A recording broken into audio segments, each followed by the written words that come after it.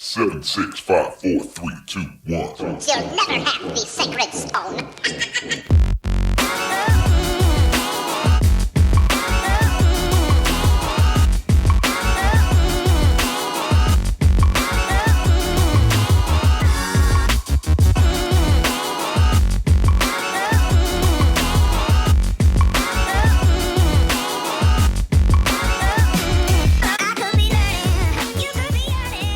And welcome into the next edition of the Vegas Squares podcast. We're sitting here in studio with Token Tony and Spike. It is what number week is this at this point? Week 8. Week 8. I can't, between college and pro, I can't keep them straight at this point.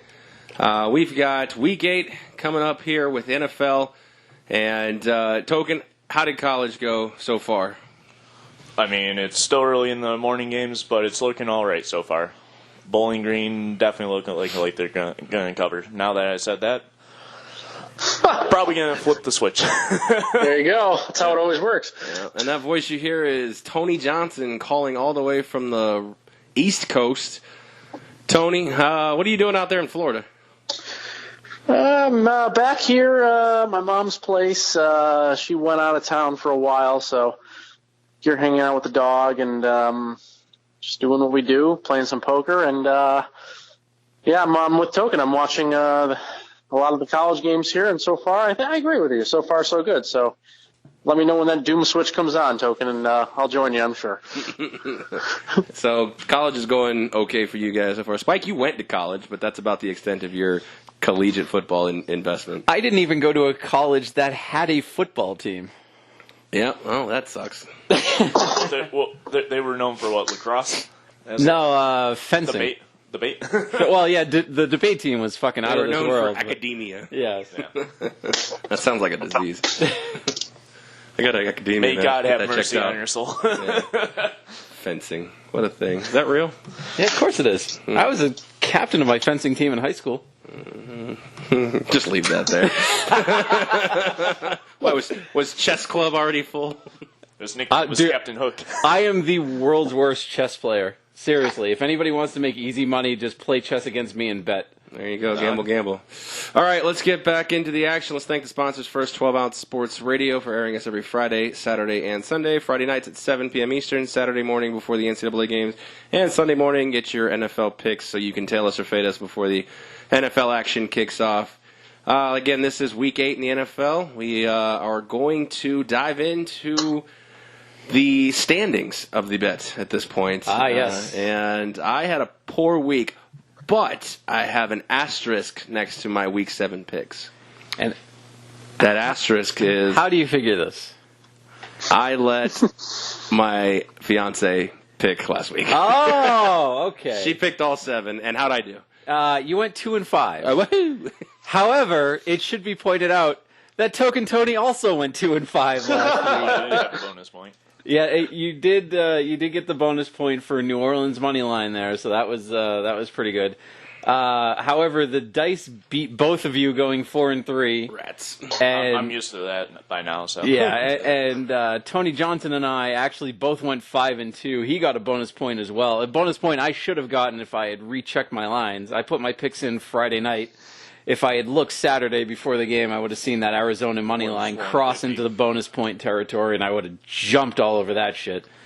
But no, I was lazy. But anyway, as of right now, for total points, the random dice are in last place with 20 points. Yeah, I thought Token would be in last. Good job. He's close. He's got 23 points. due to bonus points.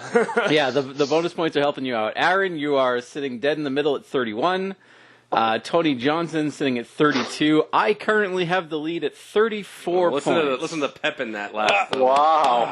At least I'm doing all right in the 3 game. The 3-teamer is significantly closer. Aaron's pulling up the rear at 7 points in that one, so, whatever. He's he's out of it. I've pretty much punted that contest. Token, you're at 10 points. Tony Johnson and I are both sitting at 11 points in the 3-gamer. All right, well, without further ado, let's jump into the games. We'll start with Token Tony's Detroit Lions. They are at home facing the New York Giants. The line is currently, the Westgate has it at 6 points. and a total of 49.5. This is an interesting one. Detroit's mired in a little 2-game skid here. And, New York, the football Giants are pretty terrible. But it's the Detroit Lions, so anything is really possible in this matchup. I mean, you got on offense the Giants, you got the new QB, Dan Jones, you got Barkley in the back, and then you got Golden Tate back now for the Giants, too. After his suspension, he's played, 2 games already, I believe? I mean, their offense is pretty good, and their defense is starting to shape up a little. So are you worried? I'm actually taking the Giants' money line on this one. Thanks for going in order. Well, we always start with the Detroit games with me, though. That's true. Fair enough. Yeah. Plus 230 on that one. Well, he's going to take the Giants' money line to upset his... I know you're fully against Detroit because of the underbet, but you don't think there's a glimmer of hope in this division with them? I know they got fucking royally robbed in that Packer game. Yeah, not this year at least. I mean, they'll find a way to fuck up games and all that. They feel like, to me, Spike, a team that's like caught in the middle. They're not really in a rebuild because they have pretty good pieces to contend. They're a decent team. They can contend with the upper echelon. They got really good defensive secondary, but they're not a contender.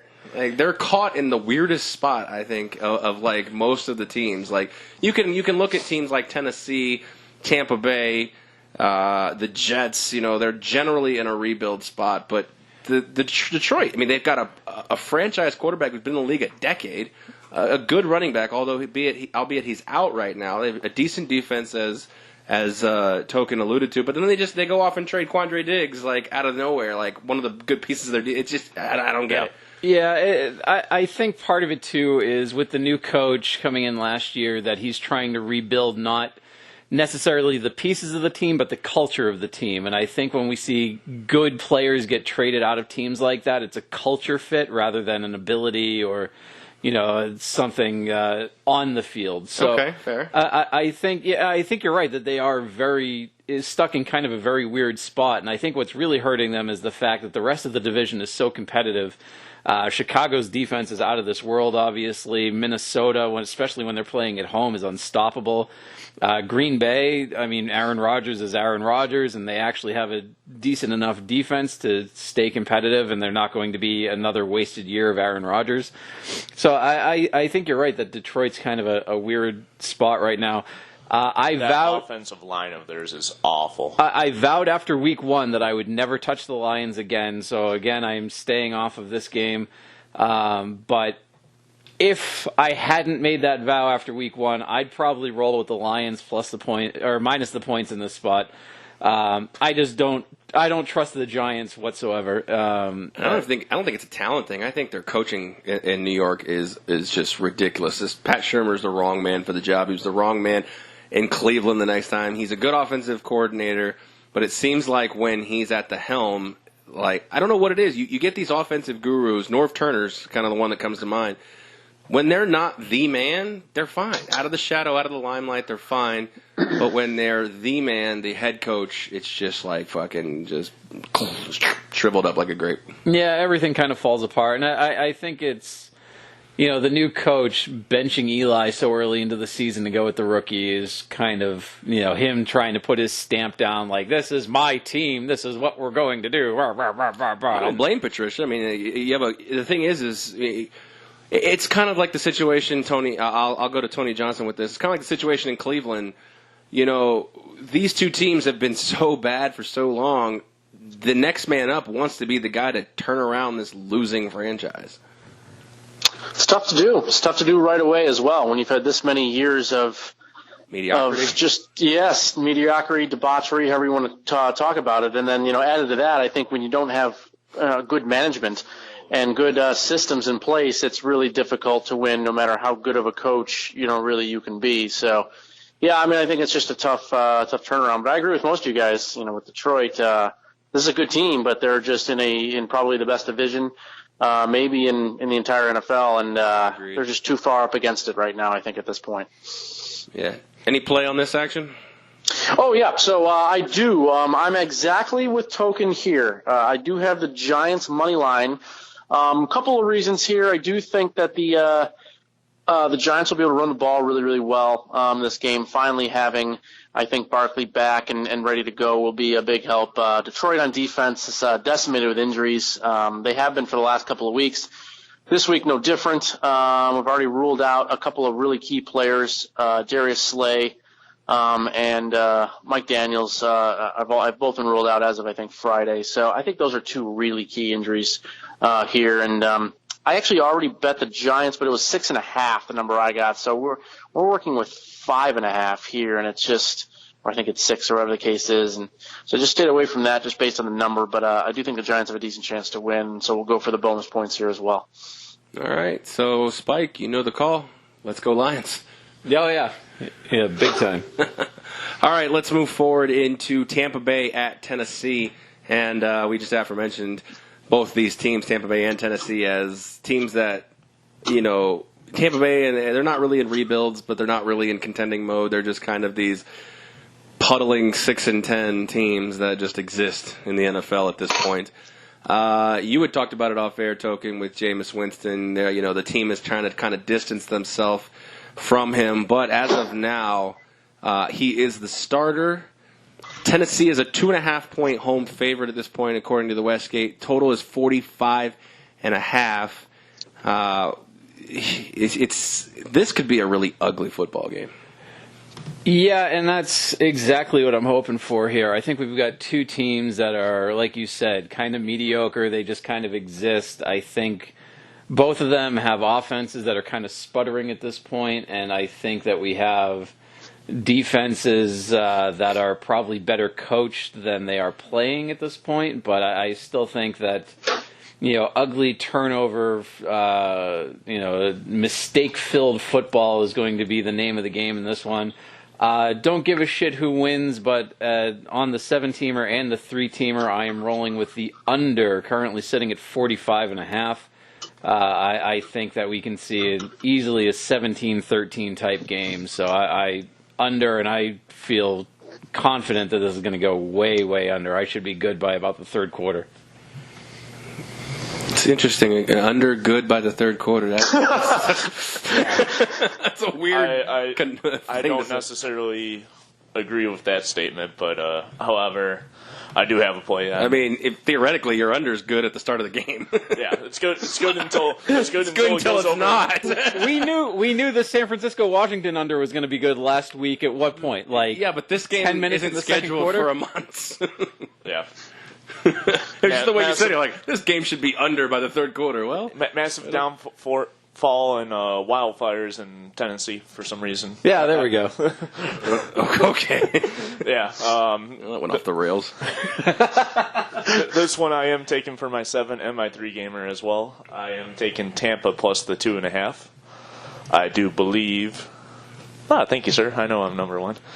So your pick's probably dead. Yeah, exactly. No, I believe Winston does have a breakout kind of game against this Tennessee kind of struggling defense at this point. I mean, they haven't looked as good as they have in the early parts of the season and all that. And I mean, you got Godwin at wide receiver. I think Winston just fires to him most of the day, and I wouldn't be surprised if he puts up over 150 yards. Creates an interesting conundrum because they just signed Mike Evans long term, and Godwin looks like the better, longer term option at this point. I mean, you think about any quarterback would be fucking salivating to have 2 guys like that to throw the ball to. Yeah. Stafford has 3, and then he can't even pass to any of them. I don't know if Stafford has any receiver quite like Mike Evans. That's true. No, although Kenny Galladay is a good target. Yeah. Yeah, I'm very high on Galladay as well. But, this is a tough game. I think you guys kind of hit it pretty well in that sense that we don't really know what we're getting from Tampa Bay from week to week. They've had games that have looked really good. There's other games where, Winston's turned the ball over 5 times, and it's just kind of a shit show. Tennessee has been great as great as an underdog this year, and very poor as a favorite. I feel like they match up really well in this game against Tampa, but I don't really have a lot of faith in this team. They should have definitely lost the game last week and got lucky to get out of there with a win against LA. I don't know. This one I'm just going to pass on, but I do think it's going to be a pretty ugly game, and I don't really have any idea what to do with it. Yeah, I got kind of an interesting storyline that would come out of this game. It would be make for a fun. You know how the NFL loves storylines. See, I know Tampa Bay loves to get out to leads and blow them, and I think Tampa Bay is probably going to play better ball here than expected. However, I'll preface this by saying I have the Bucs in the 7 and the 3, but I will get to that. I think they will lose this game because, all right, hashtag bold prediction time. Ryan Tannehill gets hurt in the fourth quarter, and Marcus Mariota leads a game-winning field goal drive to win the game by 1. Jeez. What a prediction that is. That's up Token's alley right there. Yeah. Jeez. Not tie, they win the game. Or kind of like the Giants a few weeks ago where Tampa Bay had a shot to win it, and they were down by 1 with the field goal, and they bricked it. No, well, quite the opposite. I think somehow Mariota gets back in the good graces of not only the coaching staff but the city of Tennessee, and finds a way to lead this team back down to the what do you call it? The 500 column. They're the 3 and 4 right now. Lead them back into 500 mediocrity, mediocre town. Yeah, exactly. So, in my 3 game and my 7 game, I'll take the Bucs plus 2.5 in that spot. So, all right, let's go forward. The fighting Trubiskys are at home against the L.A. Clippers. All right, fine. Bears and Chargers. Chicago 3.5-point favorite, which is an interesting number. LA is coming back toward the East Coast with a stop in Chicago.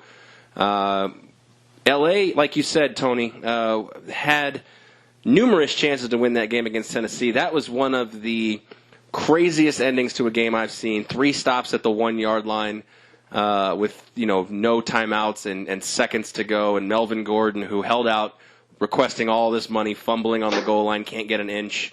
But then you have Chicago, who got embarrassed at home, looking for a little bit of redemption here in this spot. They need this game really to stay in contention in that tough NFC North that you guys talked about. Again, we have 3.5 in favor of the Bears. The total in this game is 41. This, Spike, in my opinion, has got to be a must-win game for both teams.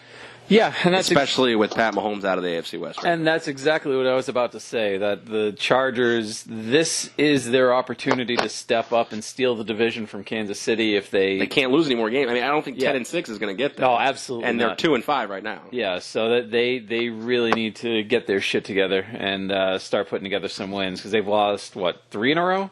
They have lost 3 in a row. And Chicago's lost 2 in a row. And they've got Chicago, Green Bay, Oakland, KC over the next month. I mean, these are games that they absolutely have to win, and I think you nailed it that they can't afford to lose any more games. Even tie's not going to do it. A 10-5-1 record isn't going to get it done.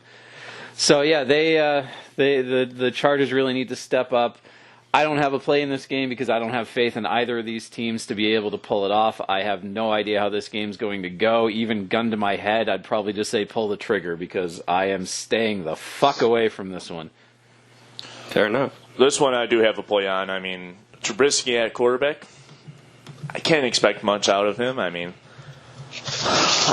Chargers definitely have a lot of weapons on offense, and especially with Gordon out of the back and even Eckler out of the back, and he can keep that defense on their toes. And I'm not sure if, that defense is very good, but if you have a lot of options and outs and all that, they might be worn down pretty quick.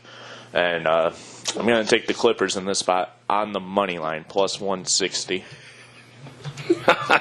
Are you fucking staring at my phone? No, for real. Oh, it gets even better. Oh, puppy dog. That's the mascot, Vegas Square's mascot. Yeah, she does seem to do that whenever I'm calling in on these things. I'm unfortunately mirroring the sort of the same stuff here. I'm seeing the value at our bonus point in this money line option with the Chargers, and kind of the same things that Token said. The Bears defense is not the same as it's been last year. I don't think it's because of the actual quality of play. It's just the amount of time they've been on the field, especially the last 3 or 4 weeks. It's been pretty brutal. And, they had a lot of 3rd and longs last year. This year, not so much. Teams are really able to get some hay on them in the early downs, and I think that's a problem with the team that can have a pretty strong offense when they're playing at their best. the Chargers. So I do think they have a decent chance to win this game. So I'm going to be on the money line as well with Token plus 160. Well, Spike's doing his little fucking touchdown dance over here because I have 2 plays for this game. I am on the money line as well, plus the 160 for the extra bonus point. And I will take the 3.5 as well because obviously if the money line comes through, then that's a 3-point swing right there. So Spike is definitely rooting for the Trubiskys at this point. I'm just about to bet the Bears on our MGM app here. Oh, good. So I'm rooting for the Chargers. So the Chargers win. We all kind of get a little one leg up on Spike there. So fuck you, Mitch. All right. So let's go forward. This game is off the board, but I want to chat about it a little bit because it does create an interesting little situation here. I mean, we obviously know that Matt Ryan is almost doubtful to play this game with an ankle injury.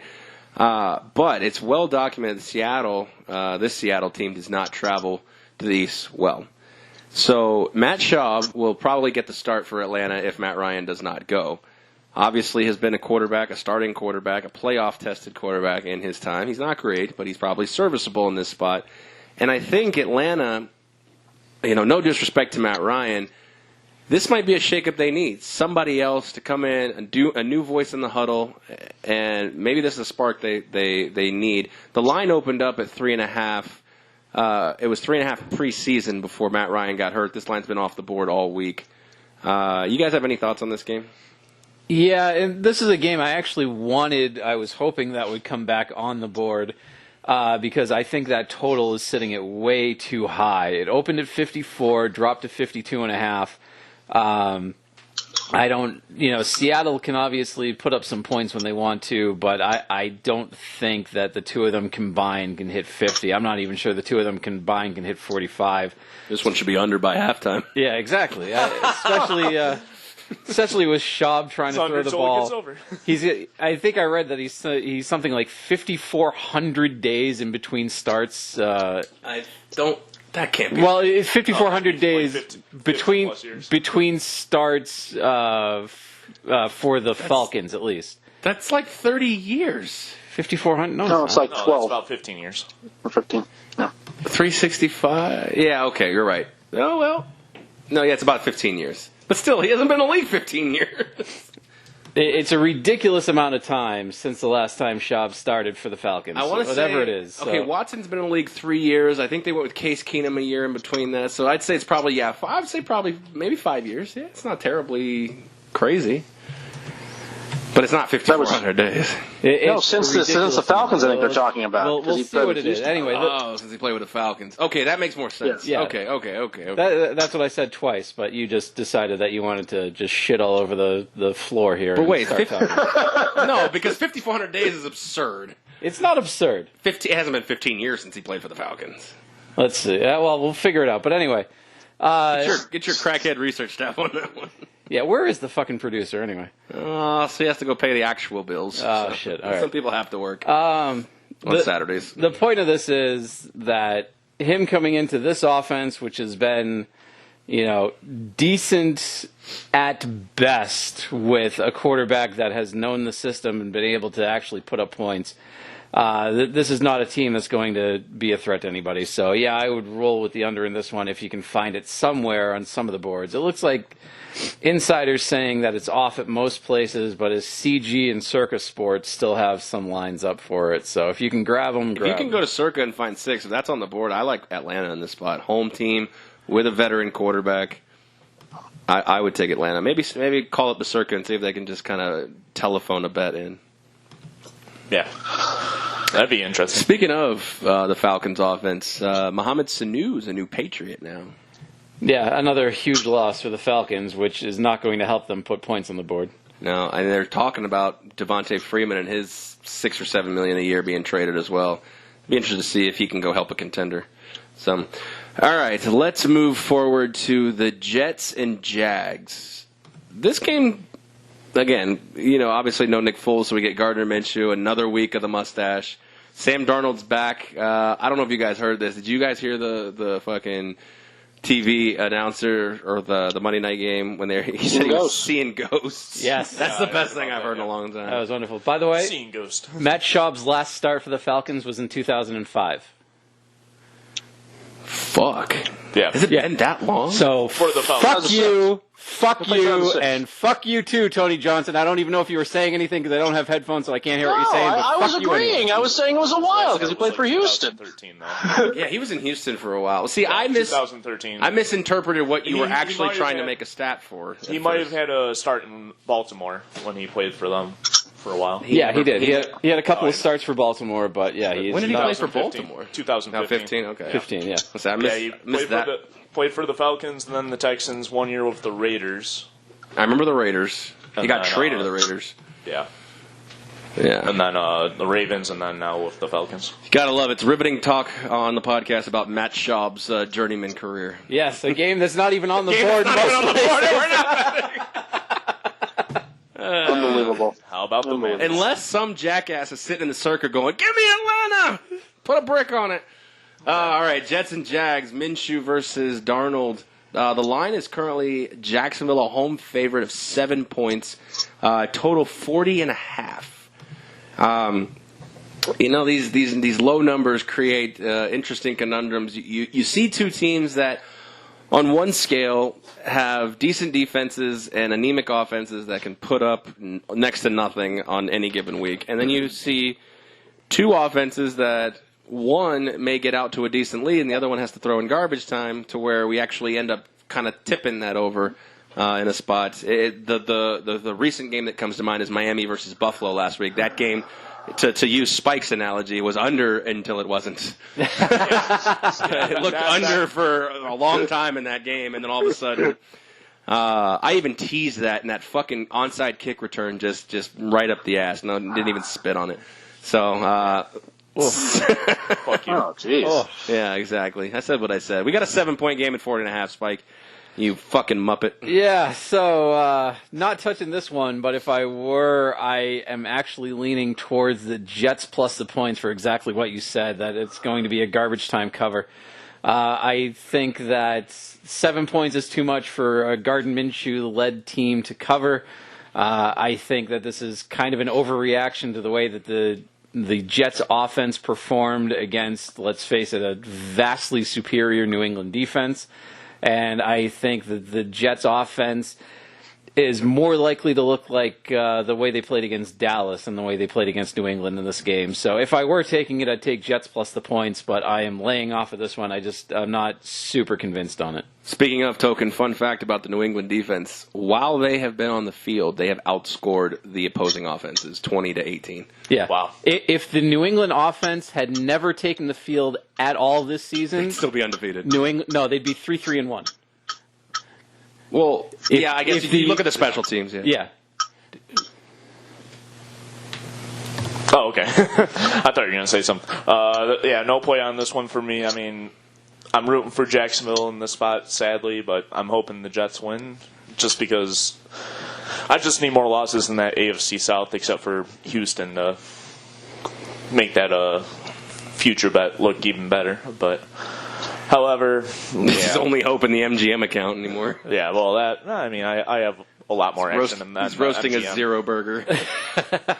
I have a lot more action on it than the MGM, actually. Right, but I'm just saying, I only care about the 50 you're going to owe one of us. Yeah, that's true. Yeah, I might as well just pay it up now. I like that. No, Houston could win the title. If Houston wins the title, I got to imagine you go, because you got what, 40-1? I think 60. Okay, so yeah, for what, $20? 10, I think. So $600 is going to annihilate any of us. Oh, absolutely. Should, but I don't know. Unless I go, well, Houston. Unless you find a Super Bowl prop, you never know. Well, if I find Houston in the Super Bowl and I still got money, I got to find the longest shot Super Bowl prop to at least catch you. Kyle And that's Van Noy MVP. that might be it. You're assuming that we're just penciling in the Patriots again for another Super Bowl. Well, if Texans are in... That's not Yeah, that's not possible. Hey, you could get traded. We haven't finished That's week 8 true, yet. That's true. Trade deadline's Tuesday. I don't think they trade any defensive players. I don't think they trade anybody in that spot. But you got any action on this game? No. No? I was talking to Tony Johnson. Oh yeah, same answer. No, I got the same answer. I do find it a little bit odd that a backup quarterback is a 7-point favorite here against a non-zero team. Really, I think the Jets have shown that with Sam Darnold back, they can be at least a viable breathing type of, to beat Dallas, I think is legit. But, yeah, I don't know. I think biding the time again until Nick Foles gets back. The people that think that there's some sort of quarterback controversy, I think are completely nuts, in Jacksonville. Well, Might be a fan controversy. Yeah, it might be a fan controversy. While Minshew has been fine and not a disaster, he's certainly not going out and winning you games, and he's not getting paid, $18 million a year or whatever. It's hard to sit $22 million. Yeah, or 22. Okay, yeah. So no, but I have no play. But if I had to, I would lean on the dog here. Yeah, fair enough. I actually have a play on this game for the 7 and the 3. It is the total. I have over 40.5. I think we get a back and forth game. I think both offenses in this game, like you're talking about, the overreaction to the Jets getting blanked at home on Monday Night Football. I mean, let's face it, there's not a lot of teams that are the New England Patriots. So that being said, I think we're looking at somewhere around the 26-23 range. Even give me a 21-20. I'll take the hair on my chinny chin chin in that spot. I'm going to take the over in both matchups or both betting props here, over 40.5. So obviously with the 3, I don't have to move the line. So we'll move forward to Philadelphia and Buffalo. This game sounds attractive based on just the fact that Buffalo's got a hot start and. Well, Philly's Philly. People either like it because they're weird Philly fanatics, or they just enjoy a good cheesesteaks, or they just enjoy a good dumpster fire. Nevertheless, I'm not quite as interested in this game as probably other people are. Philly's in a must-win, I think, to keep up with Dallas, because Dallas obviously has the upper hand, thrashing them 37-10 last week, something like that. Yeah. And Buffalo obviously has to win every single game to try to keep up with New England at this point. Is Buffalo better or worse than their 5-1 record? Oh God, that's a good question, because that one loss obviously came to New England, and it they was put close. up a hell of a fight. Should have won that game. So, yeah, I think that this is a team that you really can't fuck with. And as much as I love shitting all over the quarterback and the team for moving up in the draft to draft a quarterback who lost to UNLV. I think you have to shit less on this quarterback, dude. He, in my opinion, is neck and neck with Lamar Jackson for best so far to come out of those 5. So. Oh, definitely. And he might even he seems to be a little more accurate than Lamar Jackson. He's probably the better pure passing quarterback. I think Lamar Jackson being able to run is helping him out, is getting him the highlights, but I don't think you can overlook Buffalo's ability to run the ball, both with the quarterback and out of the backfield as well. Oh, and actually, I'm rolling on this game with Buffalo minus the 1.5 in both contests. I think that not only is Buffalo the significantly better team, but I think Philadelphia on the road just sucks on ice. So I don't believe them to be able to. I don't think they can do much in a hostile environment like Buffalo. I think that there is starting to become a little bit of a strife within the locker room. I think that the Philadelphia players are getting a little sick and tired of Carson Wentz not being able to handle the ball as well as expected. I think Buffalo really can roll in this game. It wouldn't surprise me if they won by double digits. I don't think they'll win by double digits. I would say they do cover. However, it's not one of my plays. I think with Philly having the must-win kind of situation kind of worries me a little too much. And I do believe Buffalo is probably the better team as of right now on paper, and I'm surprised at home they're only a 1.5 point favorite. So I might put actual money on it, but not as one of my picks. Yep, this is my favorite pick of the week, actually. Really like the under in this game for a multitude of reasons. I do think that Spike is onto something here with Philly sort of, I wouldn't say they're giving up, but it's obviously a situation that they're in a bit of turmoil. And I think the Carson Wentz dislike is real, from what I understand. So that never really bodes well, especially from the offensive standpoint. And the only thing I'll disagree with pretty much what was said about Josh Allen, is I think they're winning in spite of him. I think he's absolutely awful still. Watched a lot of Buffalo this year. They're winning because of their defense, and I think they're winning because of their head coach. But Allen has been, really inaccurate, both in the red zone and down the field. I don't think he's getting any better at all. He's still running a little bit too much. He's moving out of the pocket too quickly. I'm not a fan of what's going on there, but just this defense is so good. And that just, I think, all equals out to, I think, Buffalo's continuing to struggle on the offensive end, and Philly not really being able to score very much because nobody can really put it in the end zone against Buffalo. So I like the under a lot here. We got the Philly-Buffalo under 41.5 for both the 7 and the 3-teamer. Sorry, forgot to say that. Both of them. You lose, sir. It's 41. You don't get the hook.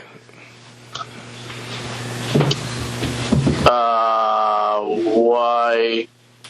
Okay. I don't know. I got 41 here. Judges, survey says. Well, when we were doing right this. now. Yeah, 41. Sitting at 41. Survey. How's he feel now? Well, we were doing this before we went on, an hour ago. I checked all the lines. All right, that's fine. I have a bet at 42.5. So I get bad numbers in this damn contest. I don't know. My name's Tony Johnson, and I get bad numbers. It's better than Token Tony and making stupid choices. At least we don't have Caesar's lines. That would be awful.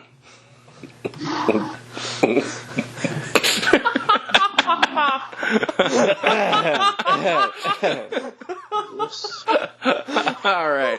Let's go to London and talk about the LA Rams. By the way, I have no play in that game, so I'm already ready to move on. Yeah, fair enough. LA Rams and Cincinnati. God, London gets the shit of games. I feel bad. We're trying to promote this game, and we're like, here, take this dumpster fire.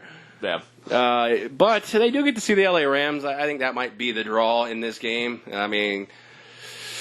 I guess Red Rocket Andy Dalton does look like the prince, so maybe that's why they sent Cincinnati over there. I have no idea. I think Carson Wentz obviously looks more like him than Andy Dalton does, but Andy Dalton looks like an older. What is he babbling about? I don't know. I'm trying to figure out where to go with this one because this game is 13 points with an over/under of 47, and I can't see Cincinnati keeping this within 50. No, they're going to get fucking blown off the field. They shouldn't even get on the plane, but it is what it is. I'm not touching this one. Rams minus whatever.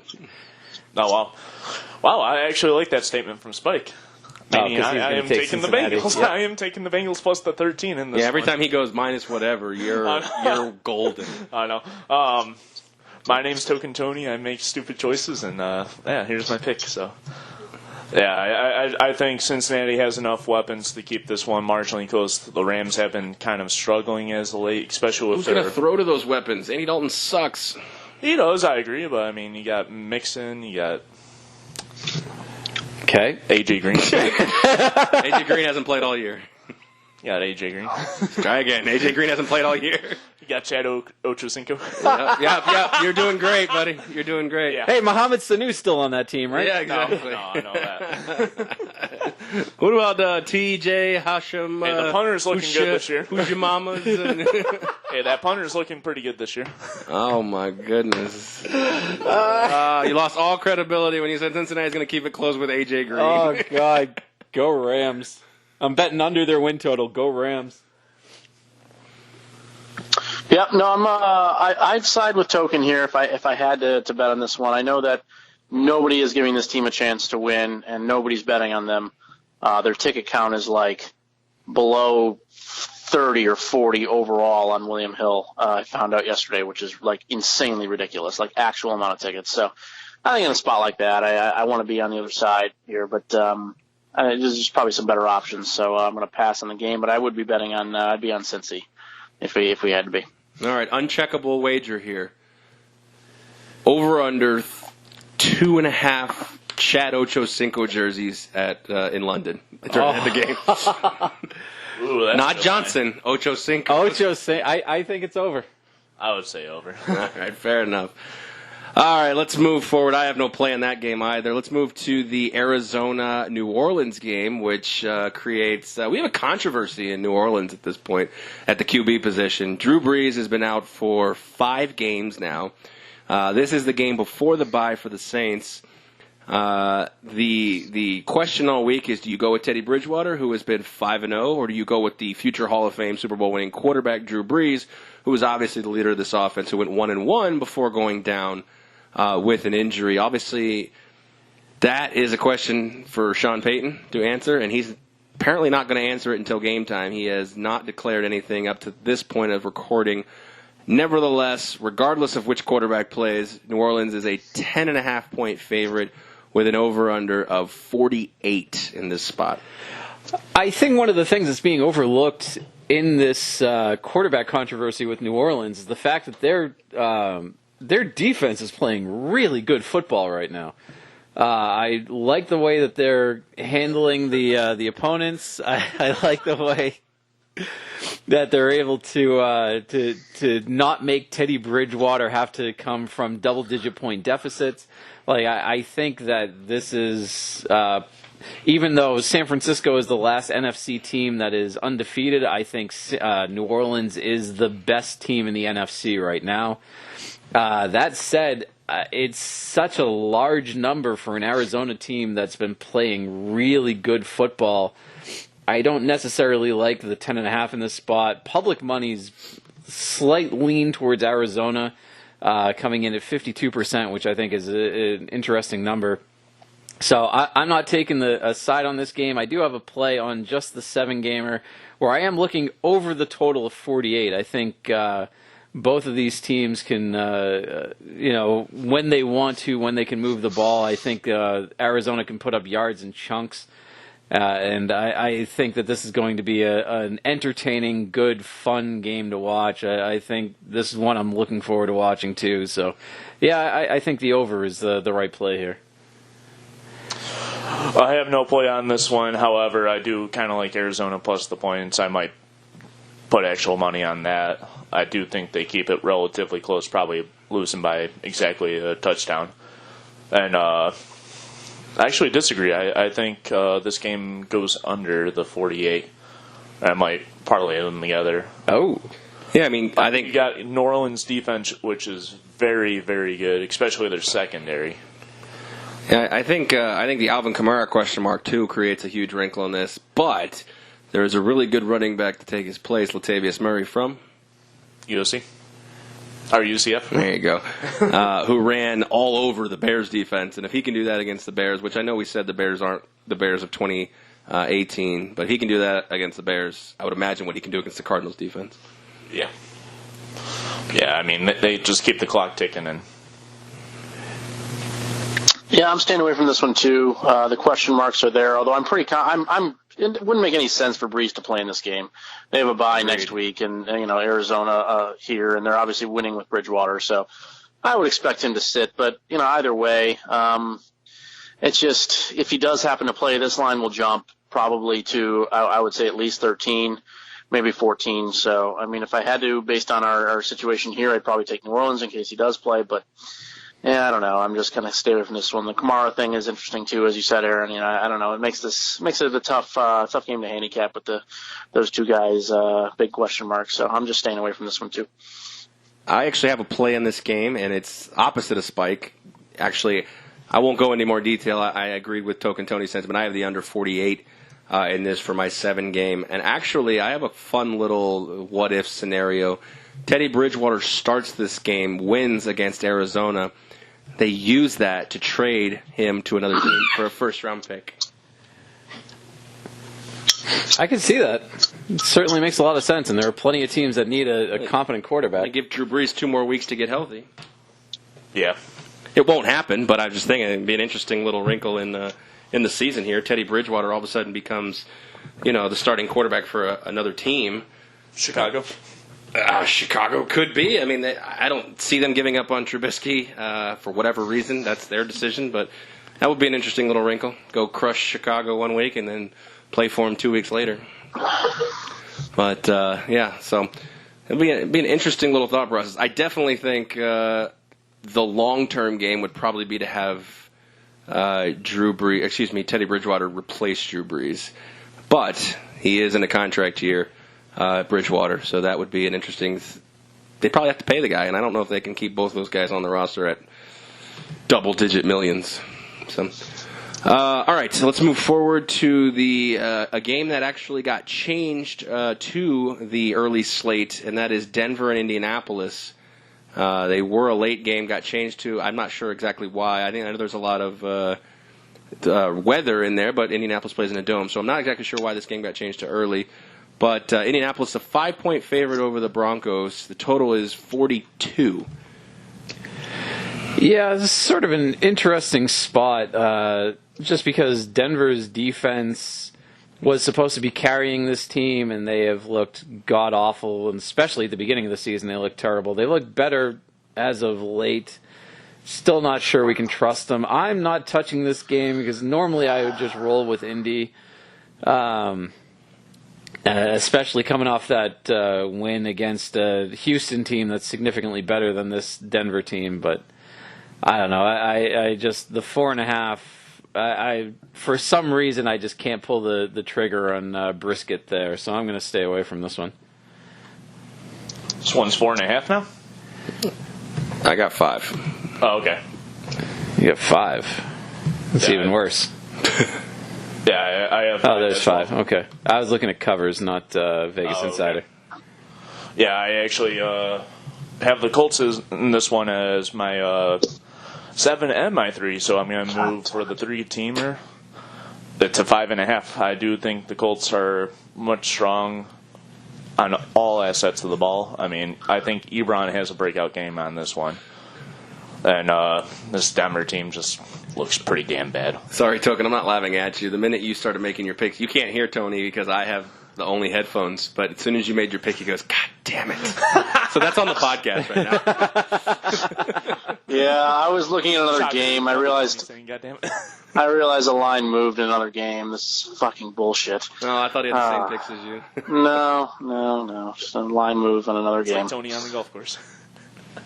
Yeah, I mean, I've been known to get a little upset on the golf course. Yes, it happens. Sorry, it's on me. So Denver and Indy. I have no play here.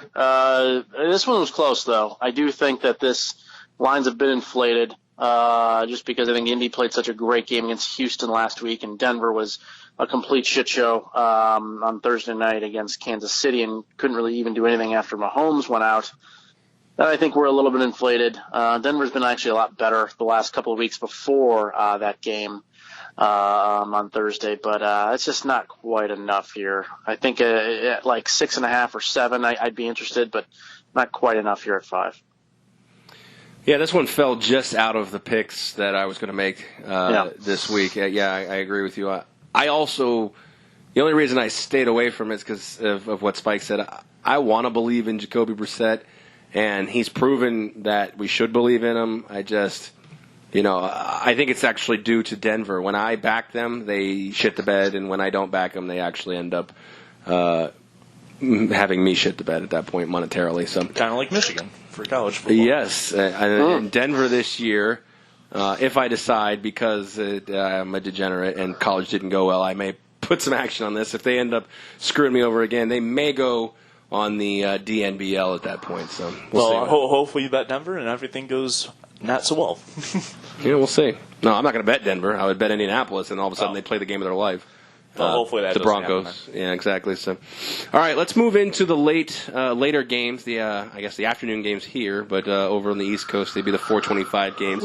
I actually like this slate. I think we got 3 really interesting matchups. We'll start in Houston with the Raiders and the Texans. I think Oakland. A lot of people are looking at that game against the Green Bay Packers, where I thought they were a lot closer in. They made a couple boneheaded mistakes in the red zone. Ended up that game obviously being an 18-point differential versus what could have been a lot closer. And Aaron Rodgers had the game of his freaking life, at least this season. They go into Houston as... I lost the thing. Hey, when it refreshes, 6-point underdogs. Houston's a 6-point favorite. The total is 51.5.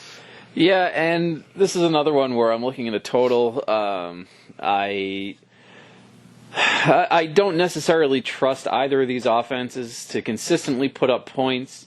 I don't know that the defenses are really good, that they can stop them. I think the offenses are more likely to stop themselves, either with boneheaded play callings like Josh McDaniels style, or if they're penalties, fumble. Like just some kind of mistake, or just the quarterbacks overthrowing their receivers, which we've been seeing time and time again this season from both of these quarterbacks. I think the number's a little high, so I'm rolling with the under 51.5 on both the 7 and the 3 gamers. I don't usually pick this many totals during a week, but I think that this is a spot right now, especially with 2 quarterbacks that are just not consistent enough to put up a ton of points. I think the under is the right play here. I have no play on this one. This was almost a close one for me, though. I kind of like Oakland to cover this one. Houston every time is pretty close to a 6 to 7 point favorite, has won the game, but however, it's been like within a field goal. So yeah, Houston's a weird team. I mean, you just keep waiting for Deshaun Watson to turn the corner, and like for your sake, you keep waiting for Houston to run away with the division. And I'll say this, sorry to hear this, but I don't know if Houston's going to make the playoffs with the way they're just so they do have roller coastery of a team. And last week was a key obviously game for being them. one game down to Indianapolis, and I put more faith in Indianapolis. But then they beat the Chiefs, so it's just crazy. They beat the Chiefs with Mahomes. Yeah. It's a crazy one. Right now they're 4-3. He was a little beat up then, but yeah. Yeah, they're 4-3 right now. They can't really afford to lose this game, but so it'd be an interesting one. Yeah, this is one I have a choice here for the 7 team only, and I am going to take this inconsistent Houston Texans team. They are really up and down. I agree with you guys. There's no question about that. It just seems like a game where, after the tough loss last week, in obviously a very, very important game for them, I do think that they will respond, and they'll respond well. And the nice thing is they get a team that has been traveling for weeks on end now, is I think playing 5 road games in a row, something like that. There was a bye week mixed in there, but and Oakland is hanging by a thread, in a lot of these games. Again, they're a little bit better than I think most people expected them to be, but they are still not able to hang with some of the really true good teams out there. And when Houston is on, they play really solid defense, and Watson has really turned into one of the better quarterbacks in the NFL. So I think they'll put it together this week. And if they put it together against a pretty rundown Oakland team, I think they'll be able to run away with this one. So I like Houston to win here by a couple of touchdowns, and we'll take them -6 in the 7-teamer. Yeah, theoretically, they have 5 road games. They have had 4 true road games and the game in London against the Bears. So, yeah, that coupled with the bye week, they have not been playing in the Coliseum for a better part of a month and a half now. So, all right, moving on. I got no play in that game, but we have now Carolina and San Francisco, and that question I posed about a month ago, would Kyle Allen win more games than Cam Newton, looks a little different. I would imagine your answers are a little different at this point. Mine's still the same. Yeah, you had Kyle Allen. I know you and Tony Johnson picked Cam Newton in this. Yeah, and I'm not even sure Cam Newton will come back and see the field. I know he's traveling with the team now. Yeah, he has been ruled out of this game. Yeah, but from here on out, ride the wave, right? Ride the wave. Yeah, you may as well. And I think after this week, they're going to continue to ride the wave. I mean, they're 4-2. They are 1 game back of the New Orleans Saints in the NFC South.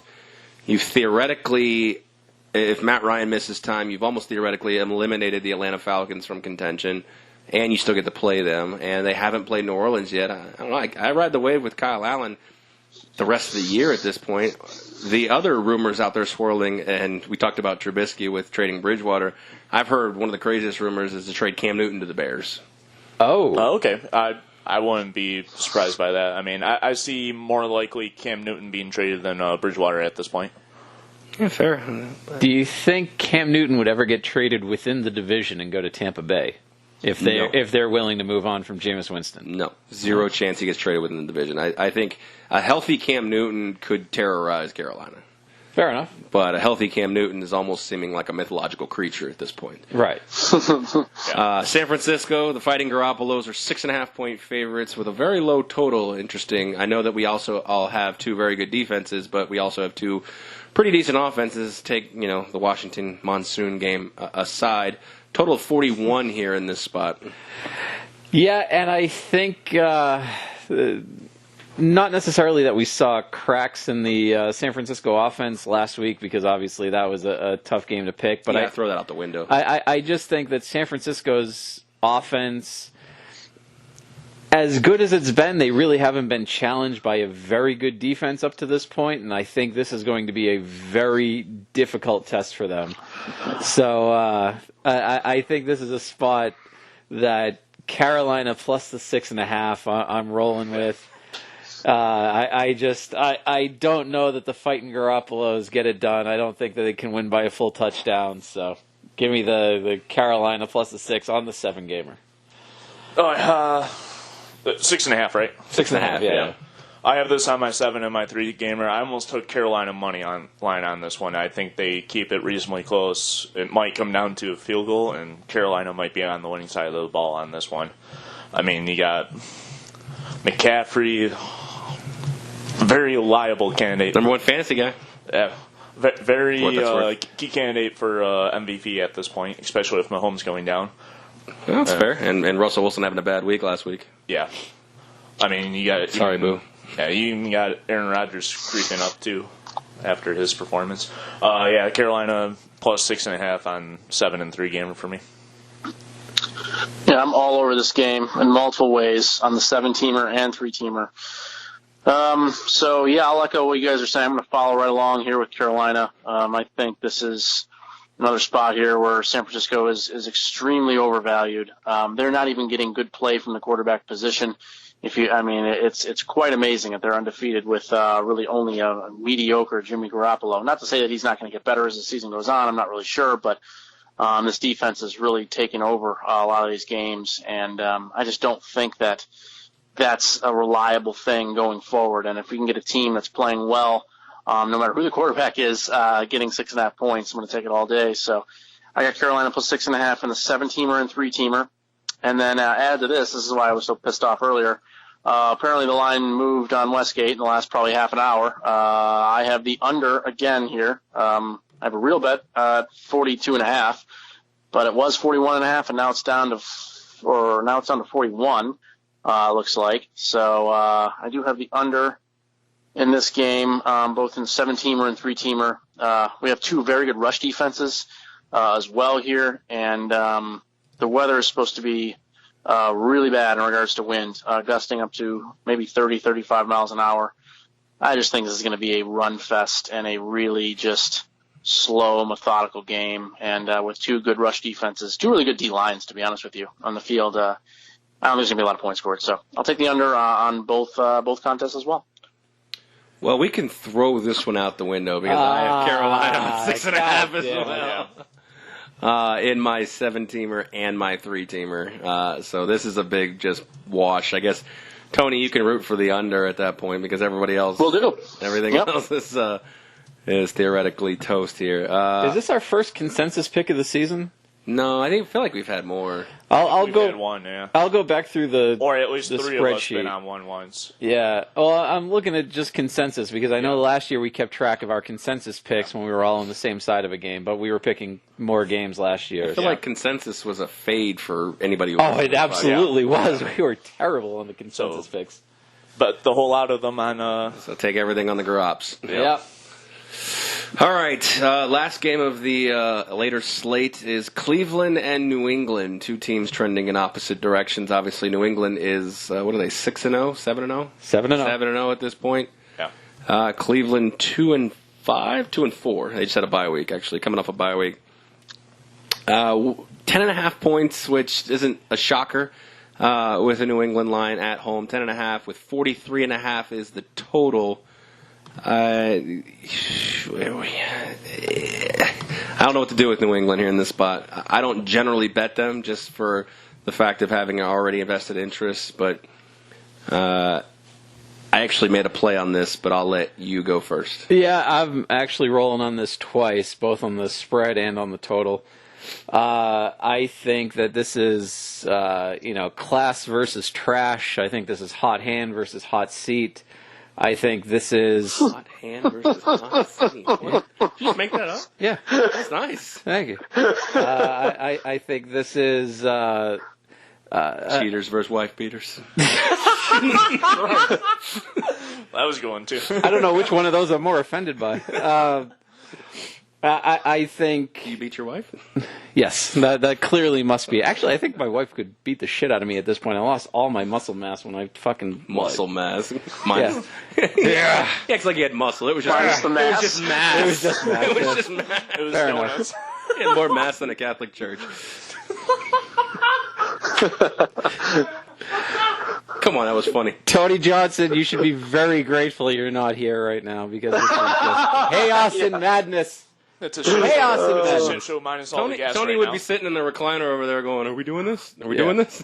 I think this is a spot where true. the Patriots get back-to-back shutouts. Give me the Patriots 40-0 in this game. Patriots minus 10.5, under 43.5. I'm rolling both of them on the 7-gamer. I have absolutely no confidence in the Browns. I think what's his name? Baker Mayfield probably is better at making commercials than he is at making passes. Fuck him. Fuck the Browns. They're done. No? Yeah, fair enough. Hulu has live sports. Are they one of our new sponsors? No, that's Baker Mayfield. Oh, okay. That's his new commercial. I didn't know. Yeah. Screw Hulu. No point had on it. this one, but however, that would take a lean towards the Pats minus the points and all that. I think that defense controls this game and puts up more than the Browns' offense. So. There you go. Yep, I'm following you as well, Spike. Although I know you can't hear me, so that's kind of weird. But yeah, taking the under here. I got this one right away when the week started. It was 46.5. And another added element to this thing is, this is another game in the Northeast where the weather should be pretty miserable throughout the whole game on this late start. So that just sort of adds, I think, to the fact that I really don't like Cleveland at all in this spot. I'm not quite sure that New England can cover a double-digit spread here. You know, Cleveland does have enough of an offense to maybe come back and get a backdoor type of cover. So I'm a little bit worried about that. But I don't think there's going to be a lot of scoring really from either side. But certainly New England, I think, has a strong advantage. I only have this one's about 34 points total scored in this game. So I think this is a pretty good under. We will take the under 43.5 for the 7-teamer. All right, well, I'm fading all of you guys. I'm taking the Dogs, the Cleveland Browns here to cover a 10.5-point spread for my 7-game, to round out my 7-game picks. I feel like coming off a bye, Cleveland, you got New England off a short week, whatever that means, that may be something beneficial for the Browns here in this spot. I think Baker's in a put-up-or-shut-up game. He's not winning this game by any stretch of the imagination, but I think Tony, you may be right, whether it's a backdoor cover or actually just keeping this game with New England at arm's length, especially with Sony Michel running the ball. Finding a way to get Mohamed Sanu incorporated in this offense, I think they may just kind of take their foot off the pedal, let Cleveland kind of stay around in this game. And I'll take the hook, a double-digit hook. I'll take that number in that spot for my 7-game. All right, moving into the Sunday night game, which would have been a lot more exciting if Patrick Mahomes and Devontae Adams would have played. Devontae's doubtful. Patrick has been ruled out of this game. Nevertheless, Green Bay is only a 4.5-point favorite traveling into Arrowhead in this spot. Total is 48 on the over/under. Is it kind of a head-scratcher of a number? Yeah, I'm not quite sure what to think about it. I don't know that, and I'm drawing a complete blank on the Kansas City backup name. Matt Moore, that was it. Mm-hmm. He looked pretty serviceable in the... he's been a serviceable backup quarterback in Miami, Carolina. Yeah, and when he came in the game last week, he still managed to run the offense. He still managed to get a couple of scores and, drive the ball a little bit. So I think 4.5 is probably just it's a little bit of a strange number to me. I'm not playing this game at all. If I did, I might actually lean Kansas City money line because you would get the extra bonus point in this. I'm not touching it for sure, but I don't know. I think that Kansas City's weapons are so strong that it's going to be a kind of a dogfight out there. I think they could make it. It's funny. The reason in my I guess you would say amateur opinion, I almost wonder if, because of the line being so low, if the actual just Arrowhead Stadium being an advantage to Kansas City over how many years keeps this line low. Their defense isn't that great. Obviously, Nope. Matt Moore is, like you said, serviceable at best. But just the atmosphere of being Sunday night, it's going to be cold, which obviously is nothing new to Green Bay. But just being cold and in a different, not in your home environment, might actually contribute to being the low number here. Whereas they believe in Vegas that it's going to be a closer game than probably what a lot of the public believes. Yeah, I mean, if you put this game in a neutral site with the situation it's under, Green Bay as a 7.5-point favorite. That's way too much. However, my play is the over the total. I like the over 48. I think that number is too low. In my opinion, it should have been right around 50 to 52, right around 51 actually. And both these offenses can produce. Green Bay, on average, scoring about 27 points a game roughly. And we all have seen Kansas City with all their weapons, even with Matt Moore in the back. That's right. He does have a lot of weapons. Yeah, they're easily capable of putting 30 plus, so even against decent defenses. So, yeah, I think this one will be almost close to 60 by game time is over. What? Total points. Oh, I thought you said the number would be close to 60 by game time. I'm like, That's a big move. that would be a huge move. No. It's a healthy move. It's like a 34 to 27 kind of game. Yeah, I the look-ahead line here before Mahomes got hurt. That those next week lines. Kansas City was -4, and then I in my own rankings, I'm trying to rank quarterbacks this year, both starters and backups, and try to see how many points I think it should be different. And still kind of an amateur doing this certainly, but to me, I made the difference between him and Matt Moore 9. So the fact that it's 4.5 now jives pretty well. I don't know. I've heard anywhere from like 7 to 10 point difference between the one quarterback to the next, which is one of the biggest ones probably in the NFL. Maybe Brady to Stidham might be bigger, but I'm not sure. It's I don't know. I don't know what to do with this. Obviously, it's kind of an unknown here. I'm not a fan of Matt Moore like everybody else isn't really a fan, but Green Bay is a tough customer, so I'm just kind of avoiding this game. I'm not really sure what to do with it. If anything, I think I would have been with token here. I might have played the over, but I'm just going to stay away from this one. Yeah, I agree. There's just no real good angle to take at this game because it's just no Mahomes. So I think all laying off this game, moving into the Stink Bowl on Monday night. God. We got Pittsburgh. I assume that Devlin Hodges is going to play, but Mason Rudolph is probable, so that might create a situation where... I don't even know who these fucking people are. Well, Mason learn. Christ. Mason Rudolph's the Quarterbacks? Yeah, they're quarterbacks. What is he talking about? Whoopie shit. Yeah, well, anyways, regardless of who starts, Pittsburgh is a 2 touchdowns favorite. That's okay. Spike likes to lose his credibility with sentences right in the middle of the podcast. Yeah, go for it. I don't give a fuck. Who's Miami's quarterback? Doesn't matter. I'm still beating all of you in the fucking. Listen to him. Both of these contests. Beat his dick after 8 weeks, 7 weeks. It's not over till it's over. All right, 14 points. I assume nobody has a play on this, but I might be surprised. 43.5. I will give a bold prediction of this game, and I will say it is the lowest rated Monday Night Football game in a generation. No. You don't think so? How long is a generation? I'm sure the Lions had I assume a one. generation's like 20 years. 20 years. Okay. I'm sure the Lions had one that was even worse, like against Cleveland or something. Yeah, maybe. But, this is a terrible fucking matchup. The Cleveland and the Jets game earlier in the year might have been, well, maybe not with Baker and Odell, but that Cleveland Jets game might have been. You need to pull up the rankings. We should keep tabs on this to see if it actually is the lowest rated. I don't know. I think Pittsburgh has a huge national following. So I don't know if you might be right on that one, but I'm assuming you don't have an actual play on this. No, God, no. Why the fuck would I touch that? That's what she said. No play either. I kind of like Miami plus the points, but however, not strong enough to touch this one. So That's also what she said. This was the last game off for me. I actually didn't already make a bet on this game, surprisingly enough. I do have Miami getting 14.5 here. I just feel like they're playing a lot better. The players that are on the field are trying. They're trying to win, and they're playing hard.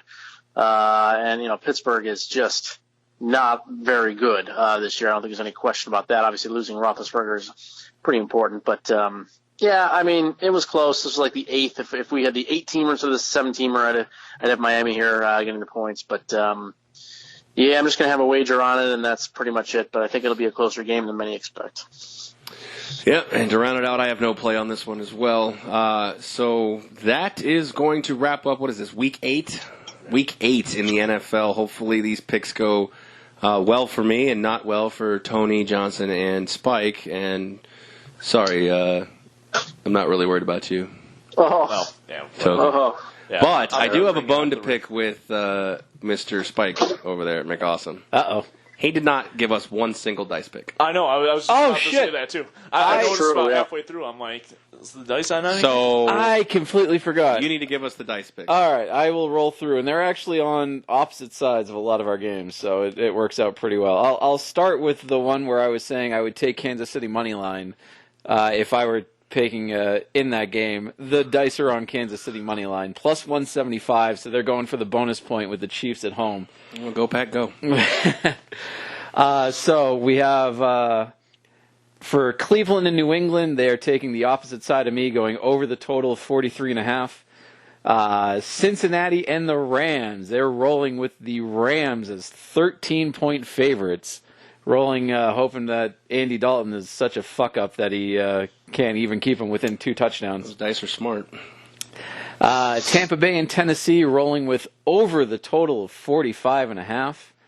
Philadelphia and Buffalo, they're taking the dog. Philadelphia plus 1.5. Denver and Indianapolis rolling over the total of 42. That might all come from Indianapolis at this point. And the last game, Oakland versus Houston, rolling with the favorite, Houston, minus, I guess the line's moved to 6.5 at this point. Just 6. Is it 6? Yeah, just a flat 6. All right. Well, that's, I guess, better for Fake Token because he's on the same line. There you go. All right, that's going to do it for us. Let's thank the sponsors here real quick. Obviously, 12-Ounce Sports Radio, first and foremost. Friday, Saturday, Sunday, they are our podcast. Friday night at 7 p.m., Saturday before the college football games, and Sunday before the NFL slate. Seat Giant, promo code 12-Ounce Sports for your discounts on sporting events, concert, and theater tickets. So for Spike, for Token Tony, for the Floridian Tony Johnson, I am Aaron. We appreciate you listening. Good luck on your bets. Catch you on the next one.